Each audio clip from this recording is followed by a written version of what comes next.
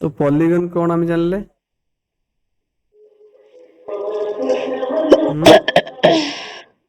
Those are many sides. Polygon मान कहबो बाहु कि भुज कहबो। पॉलीगन मीन्स कहबो मेनी साइड्स कोन ता Many माने होची sides. मेनी साइड्स हैला। Yes. जो पॉलीगन र तीनटा साइड ताके हम कोन कहबा? Triangle. ट्रायंगल कहबा हैला। जो पॉलीगन फोर साइड ताके हम कोन कहबा? Quadrilateral. क्वाड्रिलेटरल। Yes. तार एमसो बढ़ियो पांचटा साइड हेले हम ताको कहबा पेंटागन। बुझिल नहीं? Pentagon. Yes. ତାହେଲେ ଏମସି ସବୁ ପଢିବ ତାର 6ଟା ହେଲେ ହେକ୍ସାଗନ, 7ଟା ହେଲେ ହେପ୍ଟାଗନ, ଅକ୍ଟାଗନ, ନନାଗନ, ଡେକାଗନ ଏମିତି ଚାଲିବ ସିରିଜରେ ହେଲା। ହେଲା Yes. ତାହେଲେ ଆମେ ଆଜି ପଢିବା। ହଁ କଣ କହୁଛୁ? No, sir.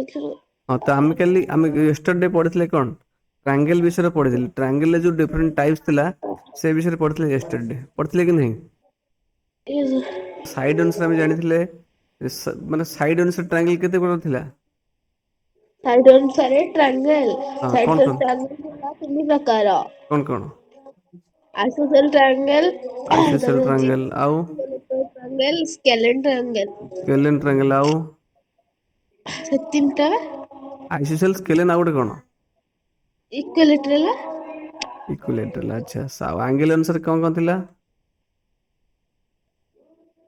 ଆଙ୍ଗେଲ ଅନୁସାରେ ତିନିଟା ଆକ୍ୟୁଟ, acute angle ଥିଲା, ଅବଟ୍ୟୁଜ ସବୁ ଆଙ୍ଗେଲ left ଟ୍ରାଙ୍ଗେଲ, angle ଥିଲା, right angle ରାଇଟ ଥିଲା। ଆଙ୍ଗେଲ ଟ୍ରାଙ୍ଗେଲ ହେଲା। ଲାଗିଲା? ଟ୍ରାଙ୍ଗେଲ ବିଷୟରେ କାଲି ଆମେ ଜାଣିଥିଲେ, ବୁଝିଛି ନା? ତ ବର୍ତ୍ତମାନ ଜାଣିବା ଯୋଉ ପଲିଗନ ର ଚାରିଟା ସାଇଡ ତାକୁ ଆମେ କହନ୍ତି କ୍ୱାଡ୍ରିଲେଟରାଲ। ବୁଝିଲା କି ନାଇଁ? ତାହେଲେ ସେ କ୍ୱାଡ୍ରିଲେଟରାଲ ବିଷୟରେ ଆମେ ଆଜି ଜାଣିବା। ବୁଝିପାରୁଛ ନା ନାଇଁ? Yes, sir. ହୁଁ। ଆଚ୍ଛା ତାହେଲେ କ୍ୱାଡ୍ରିଲେଟରାଲ ଅଛି କଣ କଣ? Sir, quadrilateral ଚାରିଟା ଭାଗ। ଚାରିଟା ଭାବୁଛେ କଣ କଣ ପଢିବା? କ୍ୱାଡ୍ରିଲେଟରାଲ ସ୍କୁଲରେ କଣ ପଢିଛୁ? ସ୍କୁଲ ତ କିଛି କ୍ଲାସ କରିଥିବୁ ବୁଝିଥିବୁ ନା ନାଇଁ? No, sir, class କରିନି। କ୍ଲାସ କରିନୁ କ୍ୱାଡ୍ରିଲେଟରାଲ? ଆଚ୍ଛା No, sir. ପଢା ହେଇଛି ନା ସେଥିରେ? Yes, sir, ପଢିଛି। ସେମାନଙ୍କ ରେକର୍ଡେଡ ଲିଙ୍କ ଦିଅନ୍ତିନି କି? No, sir. ଦିଅନ୍ତିନି? ଆଚ୍ଛା। No, sir.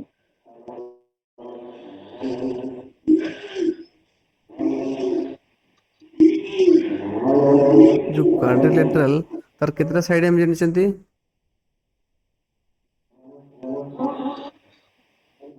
ଫୋର ସାଇଡ ହେଲା କି Yes, ନାଇଁ? sir, four side. ପ୍ରଥମ କଥା ହଉଛି କ୍ୱାଡ୍ରିଲେଟରାଲ ଗୋଟେ ପଲିଗନ। ପଲିଗନ ଗୋଟେ କଣ? କୋଜ କର୍ଭ ନୁହେଁ କି? କ୍ଲୋଜ କଣ କର୍ଭ ଜାଣିଛୁ ତ? Sir, କଣ କହିଲେ? ପଲିଗନ ଗୋଟେ କଣ? କ୍ଲୋଜ କର୍ଭ ନୁହେଁ କି? ଏକ Yes, sir. ନାହିଁ। ତାହେଲେ ଯୋଉ କ୍ଲୋଜ କର୍ଭ ଚାରିଟା ସାଇଡ ଥିବ ତାକୁ ଆମେ କୁହନ୍ତି କ୍ୱାଡ୍ରିଲେଟରାଲ। ଓକେ ଏଇଟା ସାର୍ ଗୋଟେ ଟିକେ ରୁହ କ୍ୱାଡ୍ରିଲେଟ। ଗୋଟେ ଫୋନ କରୁଛନ୍ତି। ହଁ ଶୁଭୁନି କହ। ସାର୍ ଟିକେ ରୁହ ଫୋନ କରୁଛନ୍ତି। ଉଠା ଉଠା। କ୍ୱାଡ୍ରିଲେଟରାଲ କାହାକୁ ଆମେ କହିବା?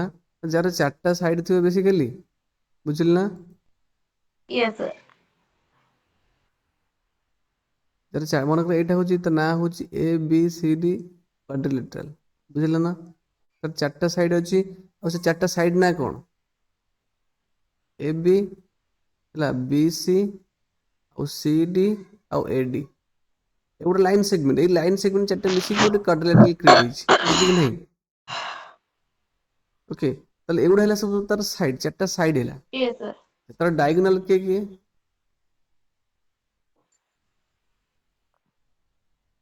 କହ। ଡାଇଗୋନାଲ ଜାଣିନି। ଡାଇଗୋନାଲ କିଏ ଜାଣିନୁ? ଆରେ ତାର Yes, ଆଡଜସେଣ୍ଟ sir, sir, ଭର୍ଟେକ୍ସ। କର୍ଣ୍ଣ ସେଟା କୁହନ୍ତି ଓଡିଆରେ, କର୍ଣ୍ଣ କୁହନ୍ତି। ତାର Yes, sir, ଏଇ ଯୋଉ ଜାଣିଛି। ଏ ବିନ୍ଦୁ ଆଉ ସି ବିନ୍ଦୁକୁ ଆମେ ଯଦି ଜଏଣ୍ଟ କରିବା ତାହେଲେ ଗୋଟେ ଡାଇଗୋନାଲ ହବ। କହିବୁ? ଠିକ ସେମିତି ବି ବିନ୍ଦୁ ଡି ବିନ୍ଦୁକୁ ଯଦି ଜଏନ୍ କରିବା ତ ବି ଡି ଗୋଟେ ଡାଇଗୋନାଲ ଦବ। ତାକୁ ଡାଇଗୋନାଲସ କିଏ କିଏ ହେଲେ?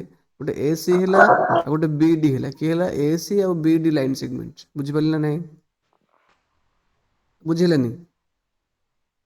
Yes. तो ये जो A C B D diagonals Yes sir, जो ବୁଝିବା। पॉइंट रे छेद करिवे बा इंटरसेक्ट करिवे लाइक नहीं ସେଇଟା ସବୁବେଳେ ସେ जो क्वाड्रिलेटरल इंटरनल बा जो इनर साइड रे रहइबो भीतर पाखर रहइबो बुझिबो इंटीरियर साइड रे रहइबो बुझि परछो नहीं अच्छा तर ये जो क्वाड्रिलेटरल Yes sir. ये क्वाड्रिलेटरल जो अपोजिट साइड्स बुझि परछो नहीं क्वाड्रिलेटरल अपोजिट साइड्स पैरेलल हेई परंती न हेई परंती बुझि परछो ना पैरेलल हेई परिबे न हेई परि किछ Yes sir. हम कहि परिबेनी सेटा पैरेलल लेंस कोन जानछु ना No sir. पैरेलल लेंस भी जाननु समांतर रेखा ना सुनिଛୁ Yes sir, ସମାନ୍ତର। समांतर माने कोन जानଛୁ ତ ଜାଣିନି। ଶୁଣ ପାରାଲାଲ ଓଡିଆଟା ହଉଛି କଣ ସମାନ୍ତର ସମାନ୍ତର ଓଡିଆର ସନ୍ଧି ବିଚ୍ଛେଦ କରାଯାଏ କଣ ତା ମାନେ ହଉଛି ସମାନ ଅନ୍ତର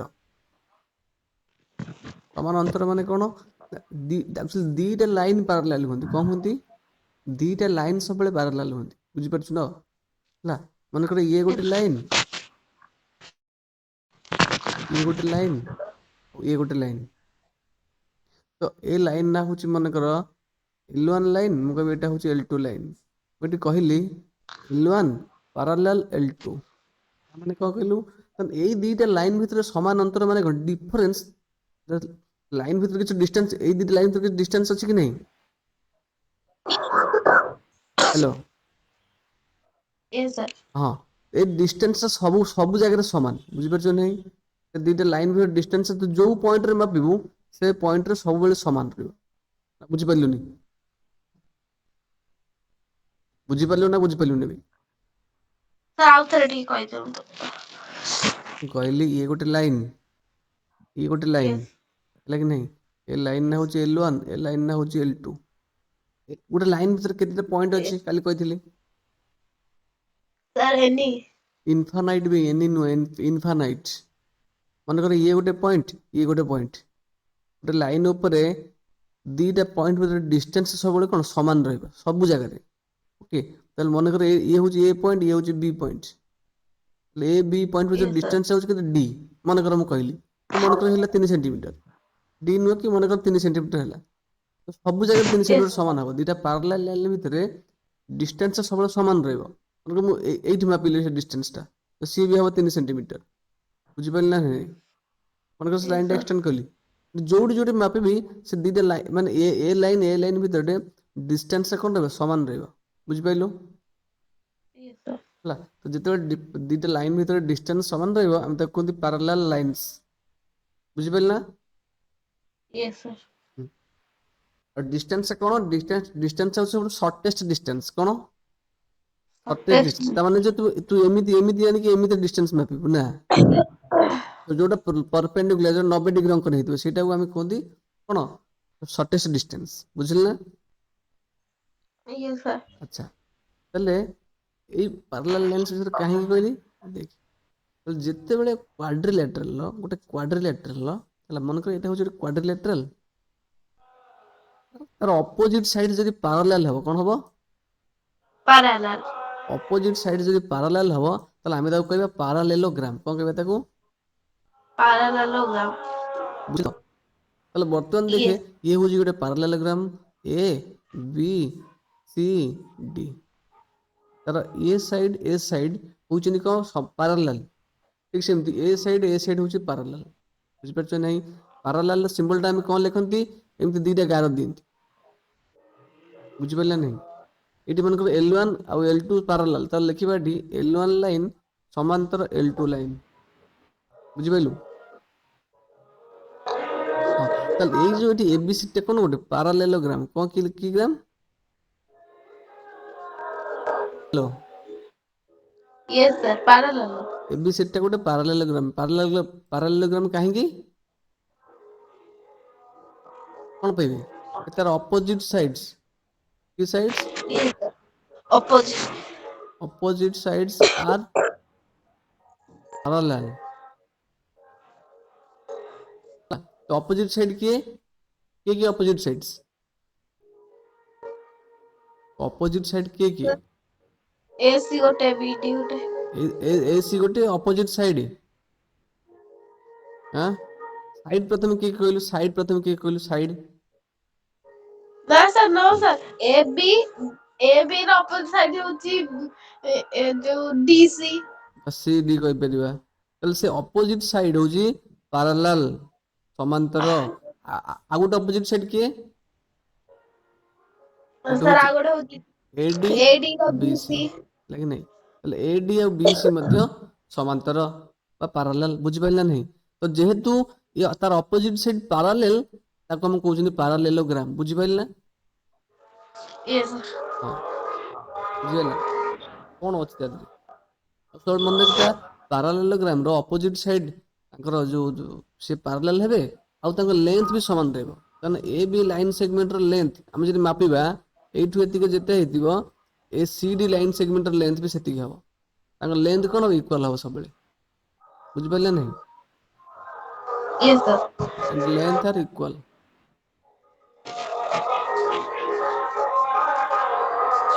बुझि पाइलु यस सर ताले बर्तन पैरेललोग्राम गला जेते बेले गोटे पैरेललोग्राम रो कोन हबो एठी गोटे कथा मन रख हला ना हेलो यस सर ताले ए जो पैरेललोग्राम रो डायगोनल के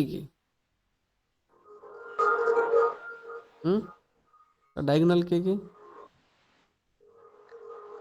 parallel ର हाँ ଜାଣିନି तापर डायगोनल बा कॉर्नर पैरेललोग्राम रो डायगोनल के कहि परिबुनी एठी बे एई पैरेललोग्राम रो डायगोनल के कहि परिबुनी ଏ ସି ଗୋଟେ ବି ଡି ଗୋଟେ जानिनी को संगे संगे कहूछु AC and B D lines parallel ଆଉ ଥରେ ଟିକେ କହିଦିଅ आउ ଥରେ କହିଦେବି तू निजे कह स्क्रीन देखा जाउती कह एठू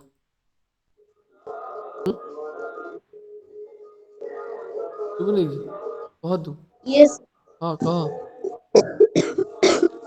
ତ କହୁଛି हाँ से लिखा है कह पढ़िया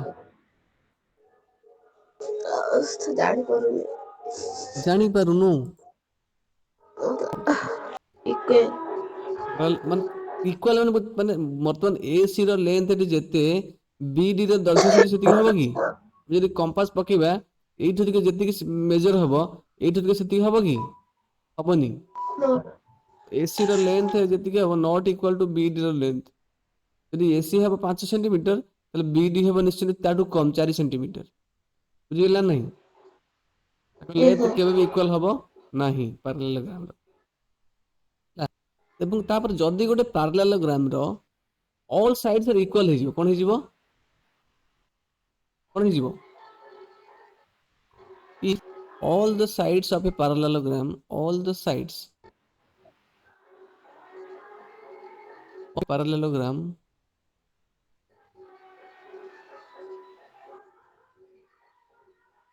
are equal ହେଲା ତାହେଲେ ତାକୁ ଆମେ କଣ କହିବା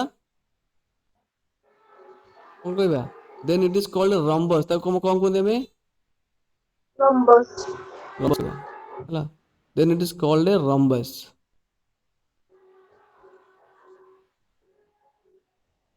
ବୁଝିଲ ନାହିଁ ତାହେଲେ ଗୋଟେ ପାରାଲେଲୋଗ୍ରାମ ତାର ଦେଖ ଏଇଠି ଏ ବି ର ଲେନ୍ଥ ଯାହା ସି ଡି ର ଲେନ୍ଥ ସେଇଆ ହେଲା କି ନାହିଁ ଏବଂ ଏଠି ଏ ଡି ର ଲେନ୍ଥ ଯାହା ବି ସି ର ଲେନ୍ଥ ସେଇଆ ହେଲା ବୁଝିପାରିଲେ ନାହିଁ କିନ୍ତୁ ଏ ବି ସି ଡି ଏଠି ଇକ୍ୱାଲ ନୁହଁ ଏଠି ଏ ସାଇଡ ର ଲେନ୍ଥ ଯାହା ଏ ସାଇଡ ର ଲେନ୍ଥ ସେଇଆ ନୁହଁ ବୁଝିପାରିଲେ ନାହିଁ କିନ୍ତୁ ରମ୍ବସ ଗୋଟେ କଣ କହୁଛି ଯେତେବେଳେ ଗୋଟେ ପାରାଲେଲୋଗ୍ରାମ ର ସବୁତକ ସାଇଡ ଇକ୍ୱାଲ ହେଇଯିବ ତାଙ୍କ ଲେନ୍ଥ ଆମେ ତାକୁ କହିବା ରମ୍ବସ ବୁଝିଲୁ यस सर ରମ୍ବସ କାହାକୁ କହିବା ରମ୍ବସ କାହାକୁ କହିବା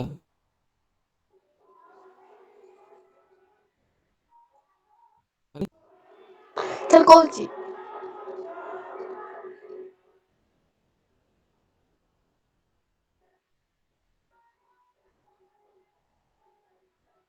ଯେତେବେଳେ ଗୋଟେ ପାରାଲେଲୋଗ୍ରାମ ର ଅଲ ଦ ସାଇଡ୍ସ ଇକ୍ୱାଲ ହେଇଯିବ ତାକୁ ଆମେ କହିବା ରମ୍ବସ ପା ଭାବୁଛୁ କଣ यस ହଁ ତ ଏଇ ମନେ ଇଏ ଗୋଟେ ପାରାଲେଲୋଗ୍ରାମ ଆର ସବୁତକ ସାଇଡ ଏଠି ଇକ୍ୱାଲ ଅଛି ତମେ ରମ୍ବସ କହିବା ओके सर ए बी बुझिली सी ଡି बुझिली ଗୋଟେ ପାରାଲେଲୋଗ୍ରାମ ତାର ଅଲ ସାଇଡ୍ସ ଆର ଇକ୍ୱାଲ ହେଲା तो ए बी सी डी गोटे कौन ପାରାଲେଲୋଗ୍ରାମ ଆମେ କହିପାରିବା କାହିଁକି ନା A B Bahu ସମାନ୍ତର C D ସହିତ ଏବଂ A D Bahu ସମାନ୍ତର B C ସହିତ ତ ଏ ବି ସି ଡି ଗୋଟେ କଣ ପାରାଲେଲୋଗ୍ରାମ। କିନ୍ତୁ ଯେହେତୁ ଏଠି ଦେଇଛି A B is equal to B C ନା ଏ ବି ର ଲେନ୍ଥ ଯେତେ ବି ସି ର ଲେନ୍ଥ ସେତେ ଆଉ ସି ଡି ର ଲେନ୍ଥ ସେତେ ଆଉ ଏ ଡି ର ଲେନ୍ଥ ସେତେ ଓକେ ତାହେଲେ ସେଠି ଯଦି ସବୁତକ ସାଇଡ୍ ଇକ୍ୱାଲ ହେଇଯିବ ସେତେବେଳେ ଆମେ ତାକୁ କହିବା ରମ୍ବସ୍ କଣ କହିବା ରମ୍ବସ୍। ତ ଏଇଟା ଗୋଟେ ପାରାଲେଲୋଗ୍ରାମ କିନ୍ତୁ ତାକୁ ରମ୍ବସ୍ ଆମେ କହିବା କାହିଁକି କହିବା କାହିଁକି ନା ତାର all the sides are equal ଯଦି ଏ ବି 5 ସେଣ୍ଟିମିଟର ଏଠି ଇଏ ବି 5 ସେଣ୍ଟିମିଟର ଇଏ ବି 5 ସେଣ୍ଟିମିଟର ଇଏ ବି 5 ସେଣ୍ଟିମିଟର ବୁଝିଲା ନା ନାହିଁ ବୁଝିଲେନି ବୁଝିଲା।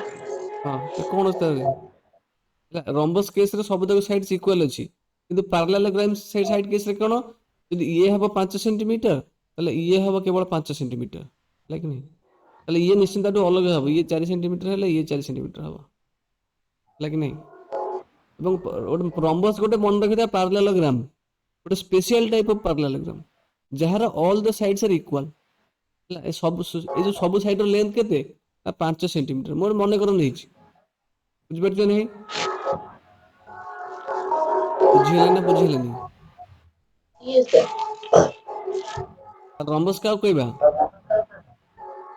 ତାର ରମ୍ବସ୍ ହଉଛି ମାନେ ଗୋଟେ ମାନେ ତାର ମାନେ ସାଇଡ ଯଦି ପାରାଲାଲ ମାନେ କେମିତି ଓଡ଼ିଆରେ କହିବି କ ରମ୍ବସ୍ ଗୋଟେ ପାରାଲେଲୋଗ୍ରାମ ଯାହାର ସବୁ ସାଇଡ୍ ଯାକ ଇକ୍ୱାଲ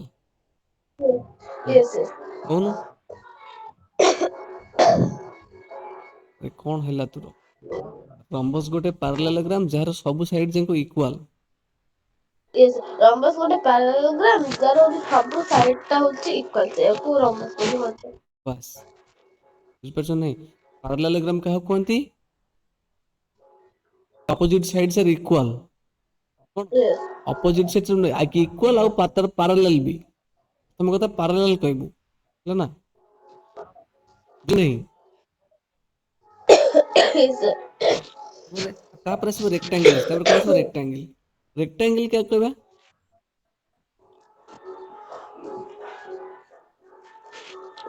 ରେକ୍ଟାଙ୍ଗଲ ହୁଁ ତ ରେକ୍ଟାଙ୍ଗଲ ହଉଛି ଗୋଟେ ଇଏ ମାନେ ବୁଝିପାରିଲେ ନାହିଁ ମନେ ରଖିଥା ଶୁଭିଲାନି ନାହିଁ which is any angle of a parallelogram ମନେ ରଖିଥା if any angle ମାନେ ଯଦି କୌଣସି ଆଙ୍ଗେଲ ହେଲା ଗୋଟେ ପାରାଲେଲୋଗ୍ରାମ ର କୌଣସି ଆଙ୍ଗେଲ ଇଜ 90 ଡିଗ୍ରୀ ହବ କେତେ ଡିଗ୍ରୀ ହବ 90 ଡିଗ୍ରୀ ହବ ଶୁଭିଲାନି ନାହିଁ ଶୁଭିଲାନି ନାହିଁ ଯଦି କୌଣସି ଗୋଟେ ପାରାଲେଲୋଗ୍ରାମ ର କୌଣସି ଆଙ୍ଗେଲ 90 ଡିଗ୍ରୀ ହବ then it is called a rectangle ତ ସେତେବେଳେ ସେ ଯୋଉ ପାରାଲେଲୋଗ୍ରାମ ଟାକୁ ଆମେ କଣ କହିବା ଗୋଟେ ରେକ୍ଟାଙ୍ଗେଲ କହିବା ହେଲା କି ନାହିଁ ତାହେଲେ ଗୋଟେ ପାରାଲେଲୋଗ୍ରାମକୁ ରମ୍ବସ୍ କେତେବେଳେ କହିବା ଶୁଭୁନି କି ହ୍ୟାଲୋ ପାରାଲେଲୋଗ୍ରାମକୁ ରମ୍ବସ୍ କେତେବେଳେ କହିବା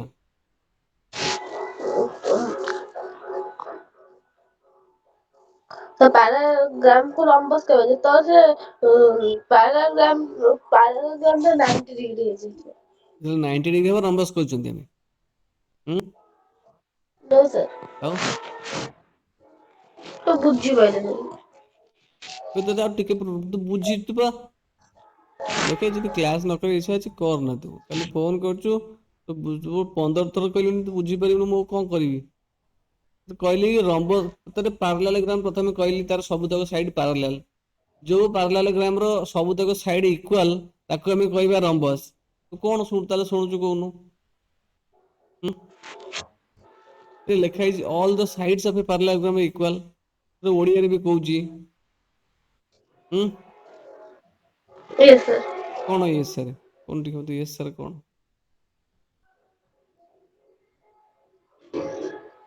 ତ ତୁମକୁ ସ୍କ୍ରିନ୍ ଦେଖାଯାଉଛି ତ? Yes. ଅପୋଜିଟ୍ ସାଇଡ୍ କିଏ ଗୋଟେ ହଉଛି ଏ Sir, ଡି ଆଉ ଗୋଟେ ବି ସି, ବୁଝିପାରୁଛ ନାହିଁ? ଆଉ ଗୋଟେ କିଏ ଆଉ ଗୋଟେ ପେୟାର ଅଛି, ଆଉ ଗୋଟେ ଅଛି ଏ ବି ଅଛି, ଆଉ ଗୋଟେ କିଏ ଅଛି ସି ଡି ଅଛି, କି ନାହିଁ? ତାହେଲେ ଏଇ ଦିଟା ହେଇଯିବେ ପାରାଲାଲ ଏବଂ ଏଇ ଦିଟା ବି ହେଇଯିବେ ପାରାଲାଲ। ସେତେବେଳେ ସେଇ କ୍ୱାଡ୍ରିଲେଟରକୁ ଆମେ କହିବା ଗୋଟେ ପାରାଲେଲୋଗ୍ରାମ, ବୁଝିଲୁ? yes. କହୁଛି ଶୁଣ।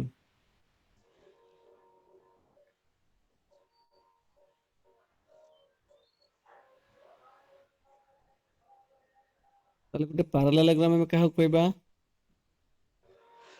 ପ୍ରଥମେ କ୍ୱାଡ୍ରିଲେଟରାଲ କହ, କ୍ୱାଡ୍ରିଲେଟରାଲ କାହାକୁ କହିବା କହ? କ୍ୱାଡ୍ରିଲେଟର ଯାହାର 4 ସାଇଡ ଥିବ। କ୍ୱାଡ୍ରିଲେଟରାଲ ଆମେ ତାକୁ କହିବା ଯାହାର 4 ସାଇଡ ଥିବ। କଣ ଥିବ? ହେଲା। ତ ସେ ଗୋଟେ କ୍ଲୋଜ, ପ୍ରଥମ କଥା ହଉଛି କ୍ଲୋଜ କର୍ଭ ହେଇଥିବ, ହେଲା କି ନାହିଁ? କ୍ଲୋଜ କର୍ଭ ହେଇଥିବ ଏବଂ 4 ସାଇଡ୍ସ ଥିବ, ତାକୁ ଆମେ କ୍ୱାଡ୍ରିଲେଟରାଲ କହିବା। ଏଇଟା ହେଲା 4 ସାଇଡ କ୍ୱାଡ୍ରିଲେଟରାଲ। ମୁଁ କହିଲି କିଛି ବି ହେଇପାରେ କ୍ୱାଡ୍ରିଲେଟରାଲ, ହେଲା। କ୍ୱାଡ୍ରିଲେଟରାଲ ଅଲ୍ ଦ ସାଇଡ୍ସ ଇକ୍ୱାଲ ତୁମେ କିଛି କହିପାରିବନି, ହେଲା କି ନାହିଁ? ତ ଏଇଟା ଗୋଟେ କଣ କ୍ୱାଡ୍ରିଲେଟରାଲ।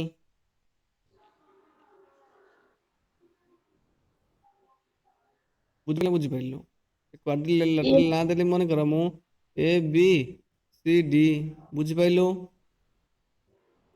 Yes, sir. ଆର କେଇଟା ସାଇଡ ଅଛି? 4ଟା ସାଇଡ ଅଛି। 4ଟା ସାଇଡ ନାଁ କଣ କଣ? A B A B C D ବା। ଏ ବି ସି ଡି, ଏତିକି?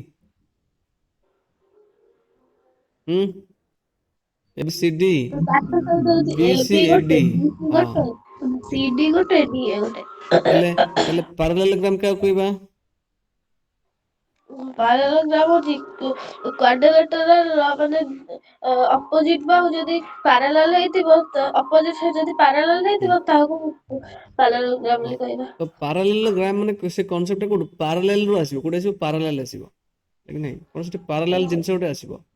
ପାରାଲାଲ ମାନେ କଣ? ସମାନ୍ତର, ହେଲା କି ନାହିଁ? ତାହେଲେ ଯଦି ଗୋଟେ କ୍ୱାଡ୍ରିଲେଟରାଲ ଅପୋଜିଟ ସାଇଡ ଯଦି ସମାନ୍ତର ହବ, ହେଲା, ତାହେଲେ ତାକୁ ଆମେ କଣ କହିବା? ପାରାଲେଲୋଗ୍ରାମ, ସିମ୍ପଲ। এটা হচ্ছে କ୍ୱାଡ୍ରିଲେଟରାଲ ନା, ସେଟା ଏଟା ପାରାଲେଲୋଗ୍ରାମ। କାହିଁକି ନା ଆର ଯୋଉ ଆର ଅପୋଜିଟ ବାହୁ ପ୍ରଥମେ କିଏ କହିଲୁ? ଅପୋଜିଟ ସାଇଡ କିଏ କୁହ? ସାର୍ ଏ ବି ଗୋଟେ, ଏ ବି ର ଅପୋଜିଟ ହଉଛି ଡି ସି, ତାର ଏ ଡି ର ହଁ, ଅପୋଜିଟ ଏ ହଉଛି ବି ର ବି ସି। ଅପୋଜିଟ ହଉଛି କିଏ? ସି ଡି, ଅପୋଜିଟ, ହେଲା। ଆଉ ବି ସି ର କିଏ? ବୁଝିପାରିଲେ ନାହିଁ? ତାହେଲେ ପାରାଲେଲୋଗ୍ରାମ ମାନେ, ତାହେଲେ ଏ ଯୋଉ ଏ ଅପୋଜିଟ ସାଇଡ ମିନ୍ସ ଏ ବି ସମାନ୍ତର ସି ଡି, ବୁଝିପାରିଲେ ନା? ବି ସି ସମାନ୍ତର ଏ ଡି, ବୁଝିପାରୁଛ ନାହିଁ? ତ ଏଠି ଆ ମାନେ କଣ ନା, କହିବା ଆମେ ଏ ବି ପାରାଲେଲ ସି ଡି। କଣ କହିବା? C D. ଠିକ ସେମିତି ଏଠି ବି ସି ପାରାଲାଲ ଏ ଡି, ହେଲା କି ନାହିଁ? ତ ବି ସି ସାଇଡ ଟା ହଉଛି ଏଇଟା, ବି ସି ପାରାଲାଲ ଏ ଡି ଏବଂ ଏ ବି ପାରାଲାଲ ସି ଡି, ବୁଝିପାରିଲେ ନାହିଁ? ତ ଯେତେବେଳେ ଏଇ ଜିନିଷଟା ହେଇଯିବ, ଆମେ ତାକୁ କହିବା ଏ ବି ସି ଡି ଗୋଟେ ପାରାଲେଲୋଗ୍ରାମ, ବୁଝିପାରିଲୁ? ସାର୍ ଆଉଥରେ ଟିକେ କହିଲେ। ଆଉ ଥରେ କହିବି?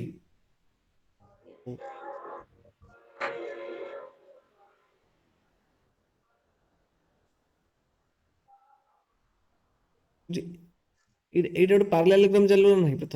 ପ୍ରଥମେ ହଉଛି କ୍ୱାଡ୍ରିଲେଟରାଲ। ଏଇଟା କଣ? ପ୍ରଥମେ କ୍ୱାଡ୍ରିଲେଟରାଲ। ସେ କ୍ୱାଡ୍ରିଲେଟରାଲ ଅପୋଜିଟ ସାଇଡ କିଏ କିଏ ଜାଣିଲୁ? ଗୋଟେ A B C D opposite side ଆଉ B C A D opposite side, है କି ନାହିଁ? ତ ଏଇଠି A B parallel C D, ସେ ଯୋଉ ଏ ବି ବାହୁ ପାରାଲାଲ ସି ଡି, ବୁଝିଲେ ନା?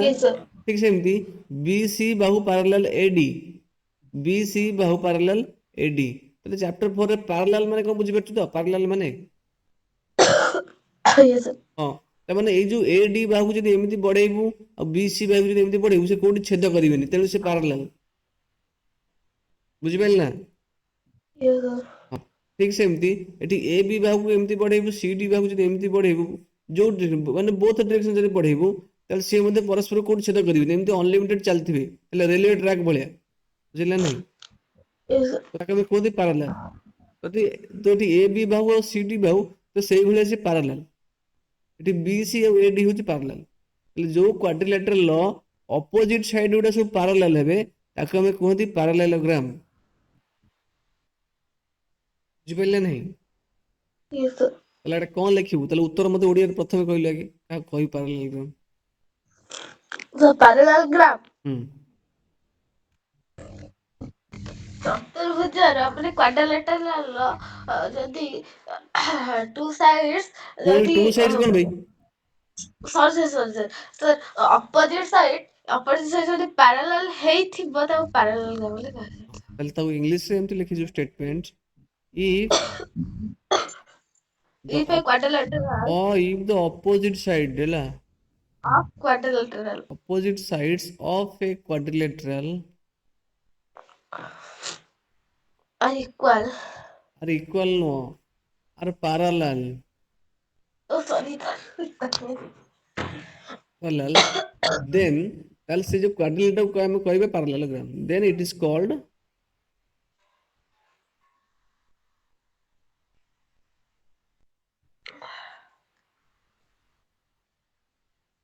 a parallelogram।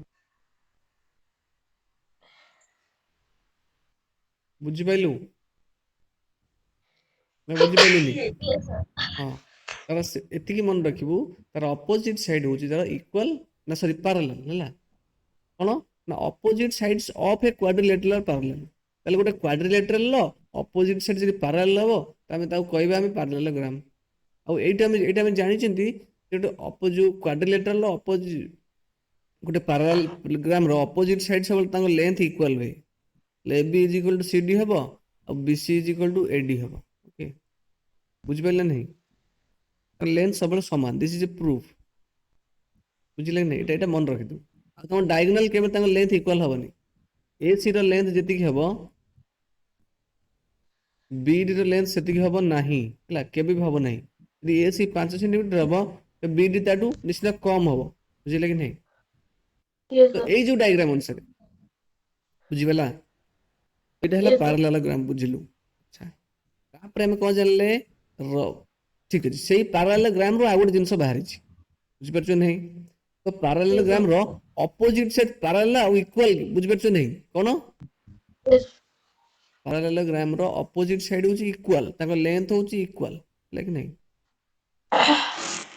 ତ ଯେତେବେଳେ ଗୋଟେ parallelogram ର ଅଲ୍ ଦ ସାଇଡ୍ସ ଇକ୍ୱାଲ ହେଇଯିବେ କଣ ହେଇଯିବେ? All the sides are equal. ତ ସେତେବେଳେ ଆମେ ତାକୁ କଣ କହିବା?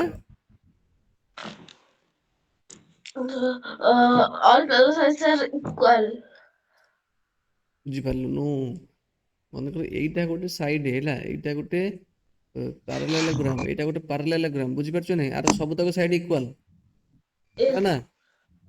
Yes. ଏଇଟା ଗୋଟେ କଣ ଏଇଟା ହଉଛି ଗୋଟେ ମନେକର ମୁଁ କହିଲି PQRS ହେଲା ତ ଏ PQRS ଟା ଗୋଟେ parallelogram ଏଟା କଣ ଗୋଟେ PQRS Parallel. ଗୋଟେ parallelogram Yes. ହେଲା କି ନାହିଁ?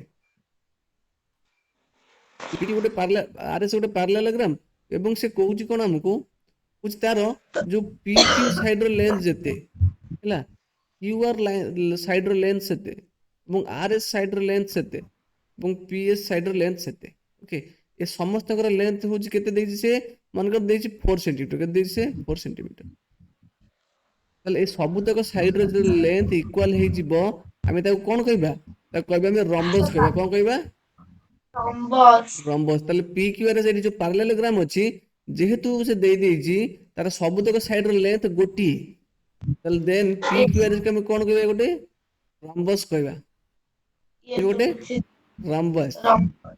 ହେଲା ସେ ପ୍ରଥମେ parallelogram ଥିଲା ବର୍ତ୍ତମାନ ଯେହେତୁ ସବୁତକ ସାଇଡ ଇକ୍ୱାଲ ହେଇଗଲା ତାକୁ ଆମେ କହିବା ରମ୍ବସ Yes. ବୁଝିପାରିଲା ନା ବୁଝିପାରିଲୁନି Yes, ବୁଝିଲି। ହେଲା ହେଲେ ବର୍ତ୍ତମାନ ରମ୍ବସ ତାହେଲେ ଆମେ କାହାକୁ କହିବା ରମ୍ବସ ହଉଛି parallelogram ଯଦି ସବୁ ମାନେ ସବୁ ସାଇଡ ହେଲା ଅଲ୍ ସାଇଡ ଇକ୍ୱାଲ ମାନେ ଇକ୍ୱାଲ ଲେନ୍ଥ ଇଜ ନୋନ୍ ଆଜ କଲ୍ଡ ରମ୍ବସ। ଯୋଉ parallelogram ର ସବୁତକ ସାଇଡ ଇକ୍ୱାଲ ତାକୁ ଆମେ ରମ୍ବସ କହନ୍ତି Yes, ବୁଝିଲେ sir. ନାହିଁ Yes. ନା ବୁଝିଲେନି Yes, sir, ବୁଝିଲି। ହେଲେ କ'ଣ ଲେଖିବୁ ଯୋଉ ଡାଇଗ୍ରାମ ଯୋଉ ତୋର ଥିଓରି କ'ଣ ଲେଖିବୁ ତାର ରମ୍ବସର କନସେପ୍ଟ କ'ଣ ଲେଖିବୁ? If all the sides If all the sides of parallelogram all the sides of a parallelogram ଗୋଟେ parallelogram ର ଯଦି ସବୁତକ are ସାଇଡ୍ ଇକ୍ୱାଲ ହବ is all the sides of equal parallelogram are equal is known as then it is called rhombus. rhombus simple ବୁଝିଲା ନା ନାହିଁ? Yes, sir. ହେଲା ଏଇଟା ହଉଛି rhombus ର ଡେଫିନେସନ ହେଲା। rhombus କାହା କୁହନ୍ତି କହ? If a ଓଡ଼ିଆରେ କହ parallel ଓଡ଼ିଆରେ ଓଡ଼ିଆ କହିବି। ଯଦି ମାନେ ଗୋଟେ parallelogram ର ମାନେ ସବୁ ସାଇଡ୍ ଇକ୍ୱାଲ ଲେନ୍ଥ ରେ ଥିବ ତାକୁ rhombus ବୋଲି କୁହାଯିବ। ବୁଝିଲୁ?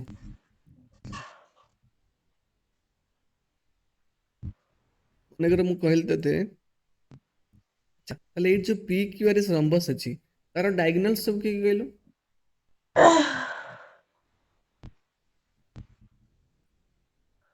PQRS ନମ୍ବର ଅଛି ଡାଇଗୋନାଲ ହଉଛି ସାର୍ କହୁଛି କିଏ କିଏ ଡାଇଗୋନାଲ୍ସ? ସାର୍ SQ ଗୋଟେ PR ଗୋଟେ।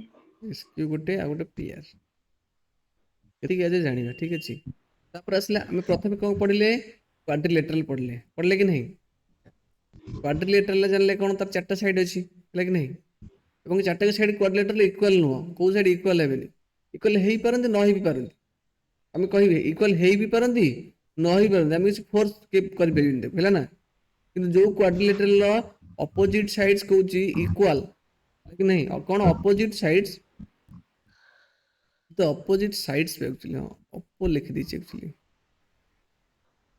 if the opposite sides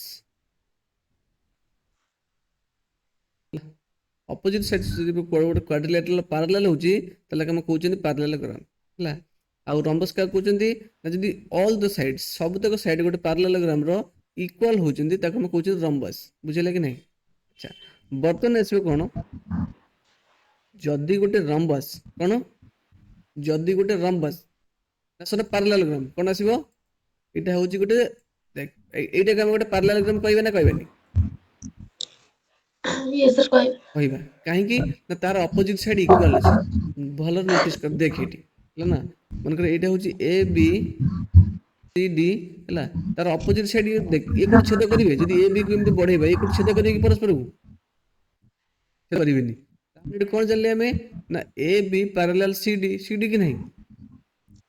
ସେମିତି ଯଦି ଏ ଡି କୁ ଆମେ ଏମିତି ବଢେଇବା ହେଲା ଆଉ ବି ସି କୁ ଏମିତି ବଢେଇବା ସେମାନେ କୋଉଠି ଛେଦ କରିବେ କି କରିବେ ନାହିଁ। ତାହେଲେ ଏଇଟା ଆମେ କ'ଣ ଜାଣିଲେ ନା ଏ ଡି ମଧ୍ୟ ପାରାଲାଲ ଅଛି କାହା ସହିତ ବି ସି ସହିତ ବୁଝିପାରିଲେ ନାହିଁ? ଏଇଟା ଆମେ କ'ଣ କହିପାରିବା ଆମେ କହିପାରିବା ଯେ କ'ଣ ଏ ବି ସି ଡି ଗୋଟେ ପାରାଲାଲୋଗ୍ରାମ କହିପାରିବା କ'ଣ କହିପାରିବା ଏ ବି ସି ଡି ଗୋଟେ ପାରାଲାଲୋଗ୍ରାମ କହିପାରିବା କି ନାହିଁ? ଆଚ୍ଛା ତ ଏ ବି ସି ଡି ଗୋଟେ ପାରାଲାଲୋଗ୍ରାମ କହିଲେ କିନ୍ତୁ ଏ ପାରାଲାଲୋଗ୍ରାମର ଗୋଟେ ଖାସିୟତ ହଉଛି କ'ଣ ତାର ଗୋଟେ କୋଣ 90 ଡିଗ୍ରୀ କେତେ ଡିଗ୍ରୀ 90 ଡିଗ୍ରୀ। ତାହେଲେ ଯଦି ଯେକୌଣସି ଗୋଟେ କୋଣ 90 ଡିଗ୍ରୀ ହେଇଗଲା ତାହେଲେ ସେ ପାରାଲାଲୋଗ୍ରାମକୁ ଆମେ ପାରାଲାଲୋଗ୍ରାମ କହିବାନି ତା ନାଁ ବଦଳିଯିବ କ'ଣ ବଦଳିଯିବ ରେକ୍ଟାଙ୍ଗଲ ହେଇଯିବ ଏଟା କ'ଣ ହେଇଯିବ ରେକ୍ଟାଙ୍ଗଲ ହେଇଯିବ ବୁଝିଲା କି ନାହିଁ? ହେଲା ରେକ୍ଟାଙ୍ଗଲ ଗୋଟେ ପାରାଲାଲୋଗ୍ରାମ ମନେ ରଖିଥା ବୁଝିପାରୁଛ କି ନାହିଁ? ରେକ୍ଟାଙ୍ଗଲ ଗୋଟେ ପାରାଲାଲୋଗ୍ରାମ କାହିଁକି ନା ତାର ଅପୋଜିଟ୍ ସାଇଡ୍ ହଉଛି ପାରାଲାଲ ପାରାଲାଲୋଗ୍ରାମ ବି ଅଲଗା। ହେଇଲୋ ପାରାଲାଲ ମାନେ କ'ଣ ଏ ପାରାଲାଲ ମାନେ ସମାନ୍ତର ପାରାଲାଲୋଗ୍ରାମ ମାନେ ଚିତ୍ର ସାମାନ୍ତରିକ ଚିତ୍ର ମାନେ ତାର ଏଇ ଯୋଉ ବାକି ଯୋଉ ପ୍ରଥମେ କଥା ହଉଛି ତ ମୁଣ୍ଡକୁ ମାରିକି ମୁଁ ଫଟେଇମି ବୁଝିଲୁ? 7 ଖଣ୍ଡ ରାମାୟଣ ସରିଲା ପାରାଲାଲୋଗ୍ରାମ ଟା କ'ଣ କହିଲୁ ଗୋଟେ ପାରାଲେଲୋଗ୍ରାମ सर ଗୋଟେ କ୍ୱାଡ୍ରିଲେଟରାଲ। यस ପାରାଲେଲୋଗ୍ରାମ ଗୋଟେ କଣ ବେ? ପାରାଲେଲୋଗ୍ରାମ ଗୋଟେ କଣ କହୁନୁ? सर रेक्टांगुलर तो ही परिबा अपन कहले। ତତେ ମୁଁ କଣ କହୁଛି କି ଶୁଣୁ, ପ୍ରଥମେ ଯୋଉ ପାରାଲେଲୋଗ୍ରାମ କନସେପ୍ଟଟା ଶିଖିଲେ ଏଇଠି, ତ ସେ ଗୋଟେ କଣ? ସେ ଗୋଟେ କ୍ୱାଡ୍ରିଲେଟରାଲ ହେଲା। यस सर କ୍ୱାଡ୍ରିଲେଟରାଲ କାହାକୁ କୁହନ୍ତି? ସେ ଗୋଟେ କ୍ଲୋଜ କର୍ଭ ତାର ଥିବ। କ୍ଲୋଜ କର୍ଭ ମାନେ କଣ? ଯୋଉଠୁ ଆରମ୍ଭ ହେଇଥିବ ସେଇଠୁ ଆସି ସେ ମିଶିଥିବ, ଏଟାକୁ କ୍ଲୋଜ କର୍ଭ କୁହନ୍ତି। ବୁଝିଲୁ? ଆଉ ଯୋଉ ଚାରିଟା ସାଇଡରେ ଯୋଉ ତାର ଅଛି କ୍ୱାଡ୍ରିଲେଟରାଲ ହେଲା। ଆଉ ଯଦି ଗୋଟେ କ୍ୱାଡ୍ରିଲେଟରାଲର ଯୋଉ ଅପୋଜିଟ ସାଇଡ ଅଛି ସେଗୁଡା ଯଦି ପାରାଲାଲ ହେବେ, ତାହେଲେ ତାକୁ ଆମେ କୁହନ୍ତି ପାରାଲେଲୋଗ୍ରାମ। ବୁଝିପାରୁଛ ନାହିଁ? ହେଲା ଅପୋଜିଟ ସାଇଡ यस ହେବେ କ୍ୱାଡ୍ରିଲେଟରାଲ ପାରାଲାଲ, ତାକୁ ପାରାଲେଲୋଗ୍ରାମ। ପାରାଲାଲ ମାନେ ଅପୋଜିଟ ସାଇଡ ଏଠି କିଏ କିଏ? କିଏ କିଏ ଅପୋଜିଟ ସାଇଡ ଏଠି? ଏଠି ଏ ବି ଗୋଟେ ଅପୋଜିଟ ସାଇଡ ଆଉ ସି ଡି ଗୋଟେ ଅପୋଜିଟ ସାଇଡ, ତ ସେ ପାରାଲାଲ କି ନାହିଁ? ଆରେ ଏଇଟା ଏ ବି, ଏଇଟା ହଉଛି ସି ଡି, ସେ ପାରାଲାଲ କି ନାହିଁ? ଠିକ ସେମିତି yes A D B C parallel. Quadrilateral ଯେହେତୁ ଅପୋଜିଟ ସାଇଡ ଥିଲେ ପାରାଲାଲ, ତେଣୁ ଇଏ ହେଲା ଗୋଟେ ପାରାଲେଲୋଗ୍ରାମ। ବୁଝିଲ ନା? କ୍ୱାଡ୍ରିଲେଟରାଲ କାହା କୁହନ୍ତି? ଚତୁର୍ଭୁଜ ଗୋଟେ କୁହନ୍ତି, ତାର ଚାରିଟା ବାହୁ ଥିବ, କ୍ଲୋଜ ହେଇଥିବ, କ୍ଲୋଜ ସରଫେସ ହେଲା। ତାହେଲେ ଯୋଉ ପାରାଲେଲୋଗ୍ରାମର ପାରାଲେଲୋଗ୍ରାମ ପାରାଲେଲୋଗ୍ରାମ ମାନେ ସେଟା ଗୋଟେ କ୍ୱାଡ୍ରିଲେଟରାଲ, ସେଟା କ୍ଲୋଜ ସରଫେସ। ପାରାଲାଲ ମାନେ କଣ? ପାରାଲାଲ ମାନେ ଯଦି ଖାଲି କହିବି ପାରାଲାଲ, ତାହେଲେ ଏଇଟା ହଉଛି ଏ ଦିଟା ଲାଇନ ପାରାଲାଲ। ଏଠି ଏ ବି ଗୋଟେ ଲାଇନ, ସି ଡି ଗୋଟେ ଲାଇନ, ତ ଇଏ ସି ଡି, ତ ମୁଁ କହିବି ଏଟାକୁ ଏ ବି ପାରାଲାଲ ସି ଡି। କଣ କହିବି? ଏ ବି ପାରାଲାଲ ସି ଡି, ହେଲା କି ନାହିଁ? ମାନେ ଏଇ ତା ମାନେ ସେ ଜିନିଷ, ସେ ଏଇ ଜିନିଷଟାକୁ ବୁଝେଇବ। ଏ ବି ପାରାଲାଲ ସି ଡି, ଏ ବି ପାରାଲାଲ ସି ଡି କୁ ବୁଝେଇବ। ସେ ଜିନିଷ ଗ୍ରାମ ହଟେଇବି ମାନେ, ଗ୍ରାମ ଲଗେଇବି ମାନେ କଣ? ତାର ଆଉ ଦିଟା ବାହୁ ଲଗେଇବାକୁ ପଡିବ ତତେ, କାହିଁକିନା ସେ ଗୋଟେ କ୍ଲୋଜ ସରଫେସ ପ୍ରଥମ କଥା ହବ, ହେଲା କି ନାହିଁ? यस ହଁ, ତାହେଲେ ଏ ବି ସି ଡି ପ୍ରଥମ କଥା ଗୋଟେ ପାରାଲାଲୋଗ୍ରାମ, ଯାହାର ଗୋଟେ କୋଣ 90 ଡିଗ୍ରୀ। यस ଯୋଉ ପାରାଲାଲୋଗ୍ରାମର ଗୋଟିଏ ବି କୋଣ 90 ଡିଗ୍ରୀ ହେଇଗଲା, ତାହେଲେ ସେଟାକୁ ଆମେ सेटा ତାର ଗୋଟେ रेक्टांगुलर ନୂଆ ନାଁ ହେଇଯିବ, ତାକୁ ଆମେ କୁହନ୍ତି ରେକ୍ଟାଙ୍ଗଲ। रेक्टांगुलर ବୁଝିପାରିଲେ ନାହିଁ? ଯୋଉ ପାରାଲେଲୋଗ୍ରାମର ଗୋଟେ କୋଣ 90 ଡିଗ୍ରୀ ହେଲା, ସିଏ ଆଉ ତାକୁ ପାରାଲେଲୋଗ୍ରାମ କହିବାନି, ତାର ନୂଆ ନାଁ ତାକୁ ଗୋଟେ ଦବା ଆମେ, ତାକୁ କହିବା ରେକ୍ଟାଙ୍ଗଲ। ବୁଝିପାରିଲା ନାହିଁ? ଯେମିତି କ୍ୱାଡ୍ରିଲେଟରାଲ, ଯୋଉ କ୍ୱାଡ୍ରିଲେଟରାଲର ଅପୋଜିଟ ସାଇଡ ଯଦି ଇକ୍ୱାଲ ହେଇଗଲା ନା ପାରାଲାଲ ହେଇଗଲା, ତାକୁ ଆଉ କ୍ୱାଡ୍ରିଲେଟରାଲ କହୁନାହାନ୍ତି, ତାକୁ ନୂଆ ନାଁ ଦଉଛନ୍ତି। ସେ ଚିତ୍ରଟାକୁ ଆମେ କହୁଛନ୍ତି ପାରାଲେଲୋଗ୍ରାମ ବା ସାମାନ୍ତରିକ ଚିତ୍ର। ବୁଝିଲ ନା? यस सर ହଁ, ତାହେଲେ ଯୋଉ ପାରାଲେଲୋଗ୍ରାମ ହେଲା, ତାର ଯଦି ଚାରିଟା ଯାକ ବାହୁ ଯଦି ଇକ୍ୱାଲ ହେଇଗଲା ହେଲା, ତାକୁ ଆମେ ଗୋଟେ ନୂଆ ନାଁ ଦଉଛନ୍ତି। କଣ ଦଉଛନ୍ତି? ନା ରମ୍ବସ। ବୁଝିଲ ନା ନାହିଁ? रम्बस ହୁଁ। ତାର ପୁଣି କହୁଛି, କହିଲେ ଯୋଉ ପାରାଲେଲୋଗ୍ରାମ ତାର ଗୋଟେ କୋଣ 90 ଡିଗ୍ରୀ ହେଇଗଲା, ତ ତାକୁ ଆମେ କହୁଛନ୍ତି ରେକ୍ଟାଙ୍ଗଲ, ତାକୁ ନୂଆ ନାଁ ଦଉଛନ୍ତି। ବୁଝିଲ ନା ନାହିଁ? सर रम्बस टिके आउथरे कहले माने केमति ମୁଁ ଆଉ କହିବିନି, ମୁଁ ଆଉ କହିବିନି, ଏ ରେକର୍डिଂ ଶୁଣିବୁ କ୍ଲାସ ସରିଲା ପରେ, ହେଲା। ओके ବାରମ୍ବାର ବାରମ୍ବାର ଶୁଣୁଥିବୁ। ବୁଝିପାରୁଛ ନା ନାହିଁ? ओके सर ତାହେଲେ ଏବିସିଡି ହଉଛି ଗୋଟେ ପାରାଲେଲୋଗ୍ରାମ, ଯାହାର ଗୋଟେ କୋଣ 90 ଡିଗ୍ରୀ।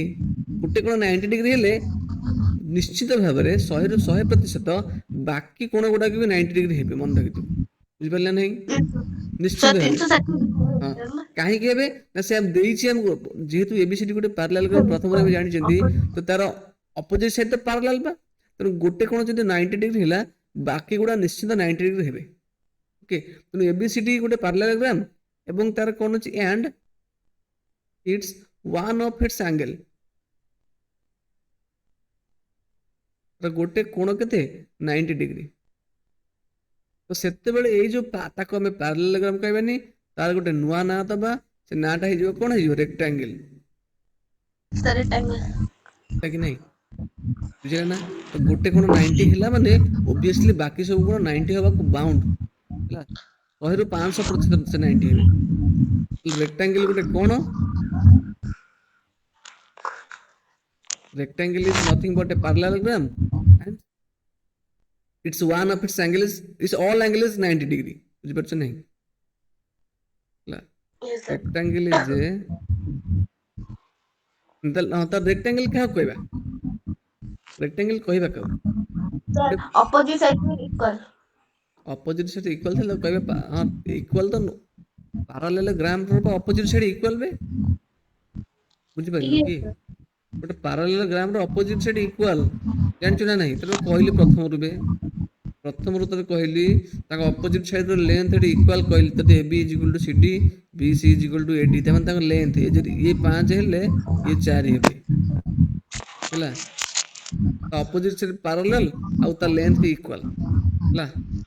କିନ୍ତୁ ଏ କଣ ରେକ୍ଟାଙ୍ଗଲ ନୂଆ ଜିନିଷଟେ ଆଡ ହବ କଣ ନା ତାର ଆଙ୍ଗେଲ 90 ଡିଗ୍ରୀ କିନ୍ତୁ ପାରାଲେଲୋଗ୍ରାମ ର ଆଙ୍ଗେଲ 90 ଡିଗ୍ରୀ ନଥାଏ କିଛି ବି ହେଇପାରେ ବୁଝିଲୁ।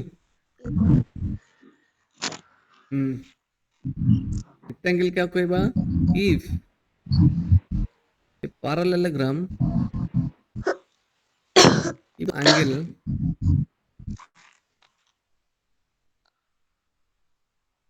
of a parallelogram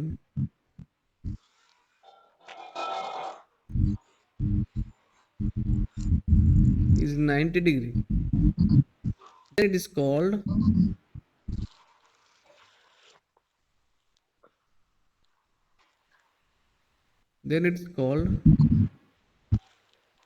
rectangle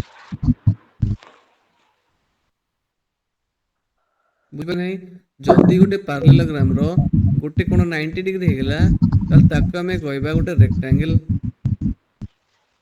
तो रेक्टेंगल क्या कहबा सुबुनी की Yes, sir. रेक्टेंगल क्या कहबा ସାର୍ ଯେତେବେଳେ ମାନେ ଗୋଟେ ପାରାଲେଲୋଗ୍ରାମ ମାନେ ଶୁଣୁ ଏଠି ଶୁଣୁ ଶୁଣ ପାଟି କରନା ଏଇ ଯୋଉ ଏଇଠି ପାଖରୁ parallelogram ଯେ ତା ମାନେ କଣ ବୁଝି ପାରୁଛୁ ନା ଏଇଠୁ ଏତିକି ଯେ ତା ମାନେ କଣ ବୁଝି ପାରୁଛୁ ଆ ମାନେ yes, if the angle of a parallelogram ତାହେଲେ କହୁଛି if ମାନେ ଯଦି ଯଦି yes, ଯଦି ଗୋଟେ parallelogram ର yes.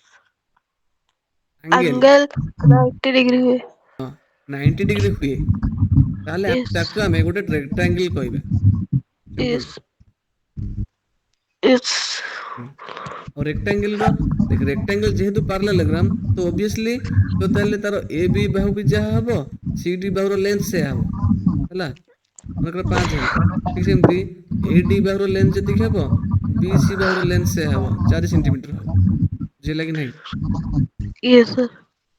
एना पैरेललोग्राम रो एई जिंसटा सब तक लागिवो ता पाखरे ହେଲା तो बिफोर अपोजिट साइड पैरेलल हबो आ अपोजिट साइड त लेंथ इक्वल हबो ହେଲା ତ ଏଇଠି ନୂଆ ଜିନିଷଟେ ପଇଲା କଣ ନା ଯଦି ଗୋଟେ ପାରାଲେଲୋଗ୍ରାମ ର ଗୋଟେ କୋଣ 90 ଡିଗ୍ରୀ ହେଲା ତାହେଲେ ତାକୁ ଆମେ ରେକ୍ଟାଙ୍ଗଲ କହିବା ସିମ୍ପଲ ହେଲା। ତାପରେ କଣ ଅଛି ତାପରେ ଓକେ ତାପରେ ମନେକର ମୁଁ କହିଲି ତତେ ଏଇଠି ଏଇ ଡାଇଗ୍ରାମ କହିଲି ତତେ ଏଇ ଡାଇଗ୍ରାମ ଟା ବର୍ତ୍ତମାନ ଦେଲି କଣ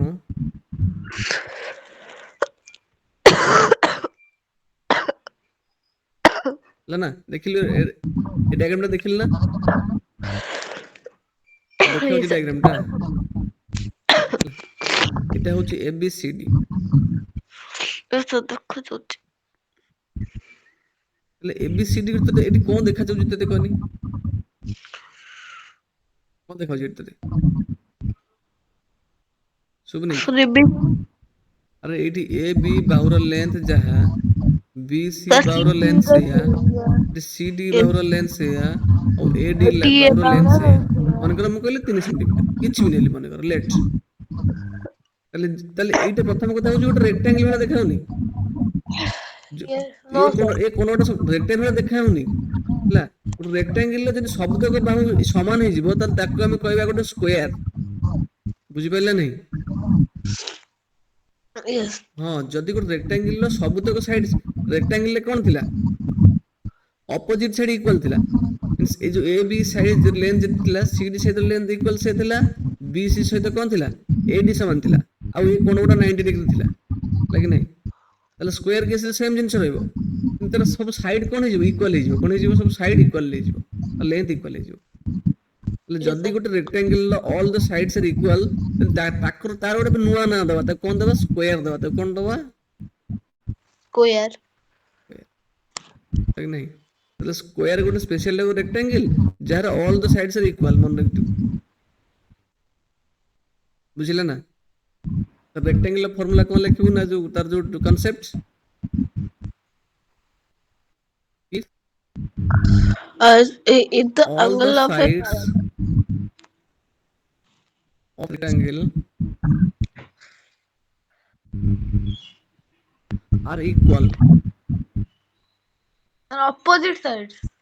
Op- all the side equal ହେଲେ opposite side ଯାତ୍ରା ଆସୁନି କି opposite ସବୁ ବସ equal ର ଏ ବାହୁର ଲେନ୍ଥ ଯା ୟାର ଲେନ୍ଥ ସେ ଆର ଲେନ୍ଥ ସେ ଆର ଲେନ୍ଥ ସେ No, ସେ ଯୋଉ rectangular କଥା କହିଲେ।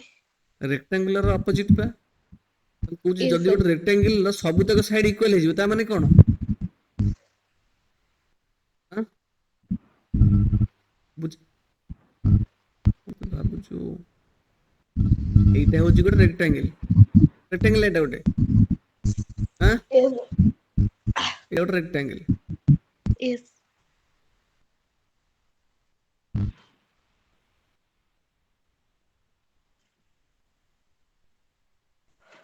ହେଲା ଏଇଟା ଗୋଟେ ରେକ୍ଟାଙ୍ଗଲ ଯୋଉ ଏ ରେକ୍ଟାଙ୍ଗଲ ସବୁତକ ସାଇଡ ଇକ୍ୱାଲ ନା ନାହିଁ ନା ସବୁତକ ସାଇଡ ଅପୋଜିଟ ସାଇଡ ଇକ୍ୱାଲ ନା ନାହିଁ Yes, sir.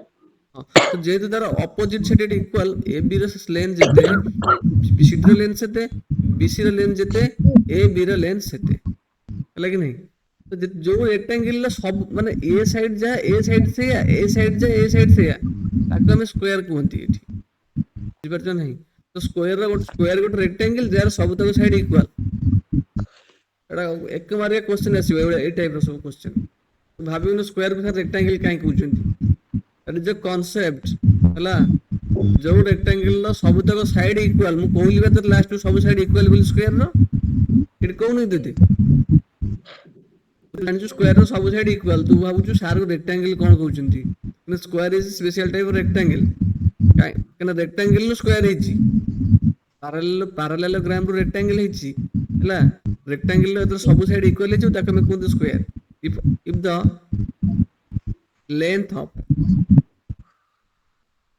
length of all the sides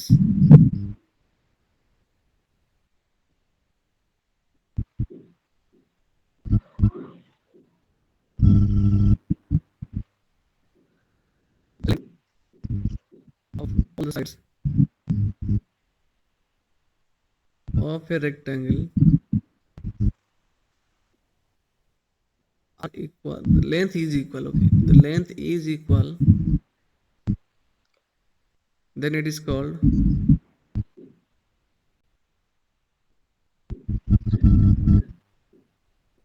a square କୁହନ୍ତି ତାକୁ କଣ କୁହନ୍ତି ଆମେ ସ୍କୋୟାର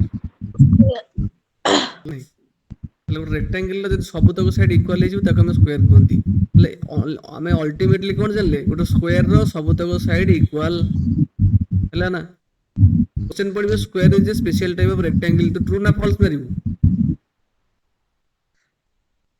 सर कौन कहले आउट square is a special type of rectangle true ना फॉल्स मारिबो कौन सर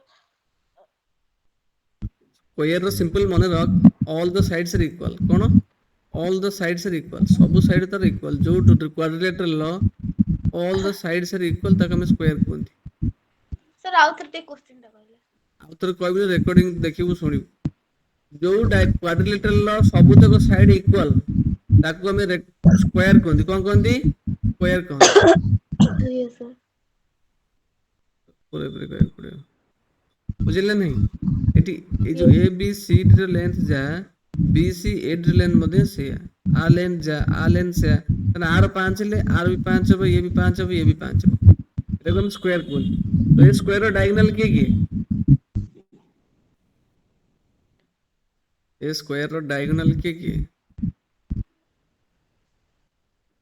ए स्क्वायर ର ଡାଇଗୋନାଲ କିଏ କିଏ सर स्क्वायर डायगोनल कोचे जो ए सी गोटे ହୁଁ बी डी ये गोटे ଗୋଟେ ଡାଇଗୋନାଲ ଆଉ ଗୋଟେ ଡାଇଗୋନାଲ କିଏ बी डी ଗୋଟେ ଡାଇଗୋନାଲ बी डी ଗୋଟେ ଡାଇଗୋନାଲ ହେଲା ତାଙ୍କ ସାଇଡ୍ସ କିଏ କିଏ ସାଇଡ୍ସ କିଏ ସ୍କ୍ୱାର ର साइड्स के सर क्यों कौन कहले वे स्क्वायर रो साइड्स के की साइड्स बाहु बाहु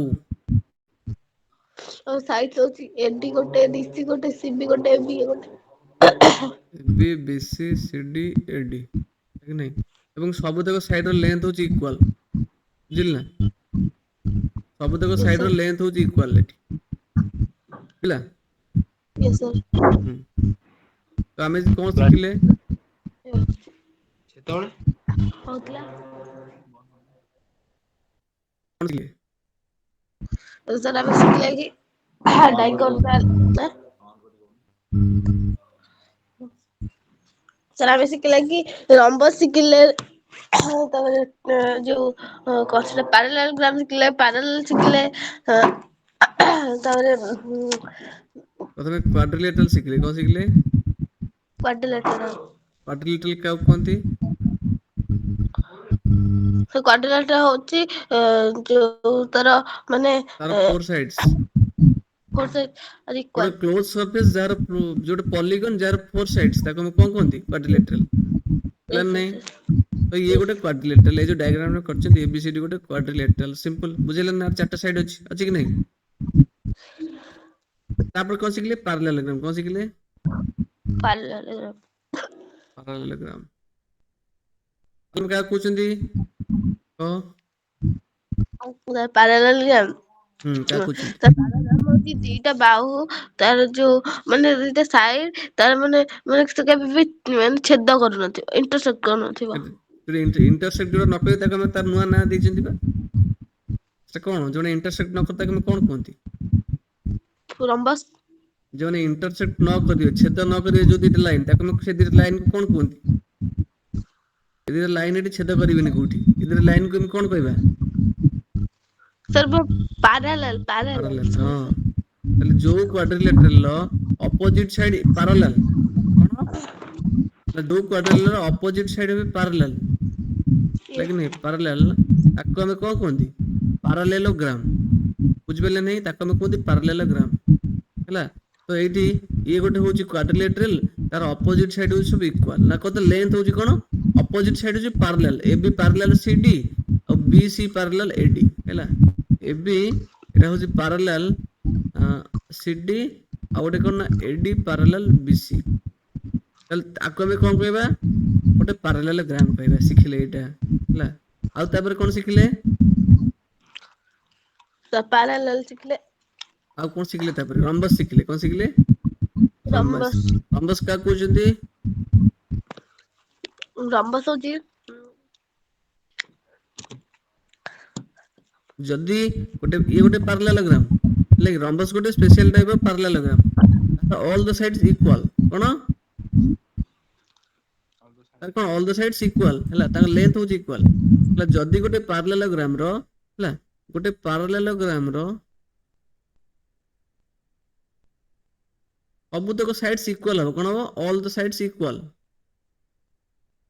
କଣ ହବ? ଅଲ୍ ଦ ସାଇଡ୍ସ ଇକ୍ୱାଲ ଯଦି ହବ ତାକୁ ଆମେ କଣ କହିବା? ରମ୍ବସ କହିବା। ଯଦି ଏଇଟା ଗୋଟେ PQRS ପାରାଲାଲୋଗ୍ରାମ ରମ୍ବସ୍। ହୁଏ ଓକେ ଏବଂ ସେ PQRS ର PQ ସାଇଡ ଯାହା QR ସାଇଡ ସେଇଆ RS Yes. ସାଇଡ ସେଇଆ ଏବଂ PR ସାଇଡ ସେଇଆ ତାଙ୍କ ଲେନ୍ଥ ସବୁ ଇକ୍ୱାଲ ହବ। ମନେକର 6 ସେଣ୍ଟିମିଟର ହବ।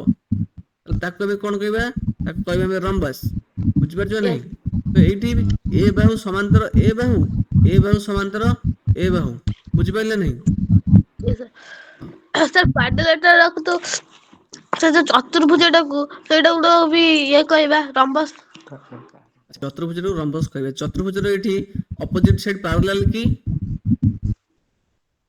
ବୁଝିପାରିଲୁନି? ଚତୁର୍ଭୁଜର ଅପୋଜିଟ ସାଇଡ ପାରାଲାଲ କି?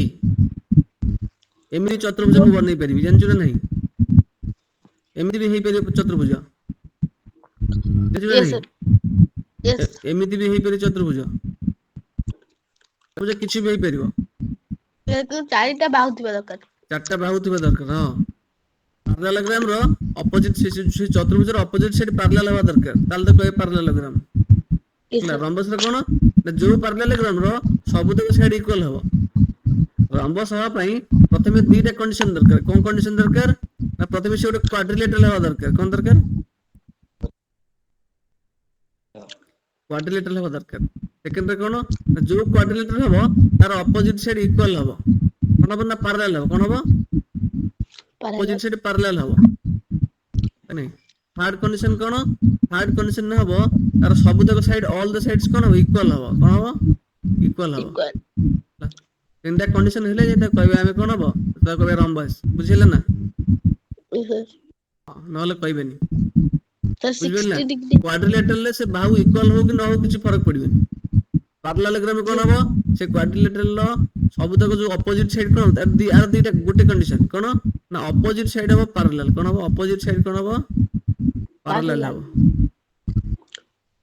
सेतले हम तो कहबा पैरेललोग्राम रम्बस रे कोन हबो से गोटे क्वाड्रिलेटरल हे दिया दरकार तार अपोजिट साइड पैरेलल हे दिया दरकार आउ सबुतक साइड इक्वल हे दरकार ताऊ लेंथ सेतले ता कहबा हम रम्बस रेक्टेंगल केतले कहबा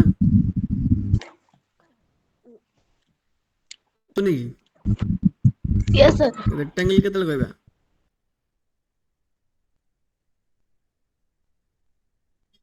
रेक्टेंगल केतले कहबा से प्रथम कथा गोटे क्वाड्रिलेटरल हबो कोन हबो क्वाड्रिलेटरल हबो कि नहीं एमती घोषी की मन रख तू सेमती बुझी परिबनु प्लस सेकंड रे कोन हबो ना से तार जो सबुतक बाहु ए बी रो लेंथ जेते ला all the opposite side equal थिबो कोन हबो अपोजिट साइड को इक्वल हबो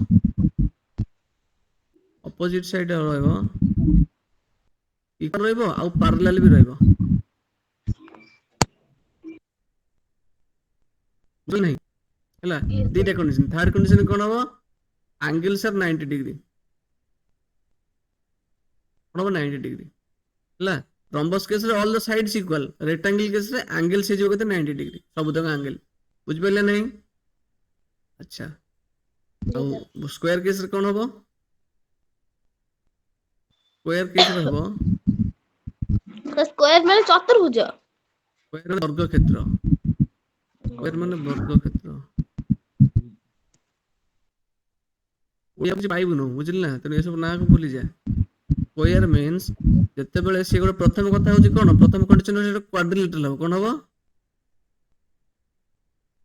क्वाड्रिलेटरल हबो चार क्वाड्रिलेटरल माने कोन तार फोर साइड्स रहया दरकार तो फोर साइड्स इक्वल हां इक्वल नो हां आ कोन रहया दरकार ना फोर साइड्स इक्वल रहया दरकार आउ है गोटे फोर साइड साइड दरकार हला फोर साइड्स इक्वल सहित आ कोन रहया दरकार ना एंगल 90 डिग्री हो दरकार कहबो एंगल 90 डिग्री हो दरकार तीनटा कंडीशन जदी हबो ताल ताको हम कहबा गोटे स्क्वायर ए सब तो कंडीशन हवा दरकार ए सब तो कंडीशन गोटे मिसले हम तो स्क्वायर कहबेनी हला ना एक रेक्टेंगल पई सेटा क्वाड्रिलेटरल हवा दरकार अपोजिट साइड्स इक्वल पैरेलल हवा दरकार आ एंगल से 90 डिग्री टा हवा दरकार बुझ परछ नहीं नरदा कहबेनी आ स्क्वायर रो भी गोटे कोन opposite side equal square rho भी अपोजिट साइड इक्वल हवा पैरेलल भी हवा ऑब्वियसली 90 डिग्री हबो ना सेटा हबो इक्वल एंड पैरेलल लगी गोटे रम्बस पे गोटे से गोटे क्वाड्रिलेटरल हवा दरकार प्रथमे तार अपोजिट साइड पैरेलल हवा दरकार ऑल द साइड्स पैरेलल हवा दरकार तीनटा कंडीशन को गोटे जन मिस कर ताको रम्बस कहबेनी हला पैरेललोग्राम में कोन कहबा ना अपोजिट साइड पैरेलल हवा दरकार सिंपल हला तो को जोडी डाउट हो ए जो क्लास टा को तो आउतर देखिबो हला रिपीट करी देखिबो लिंक पठे देबे लिंक टा पढ़ दे देखिबो बारंबार जो न बुझ पर रिपीट करके देखतु मते बारंबार कहक पड़िबनी बुझला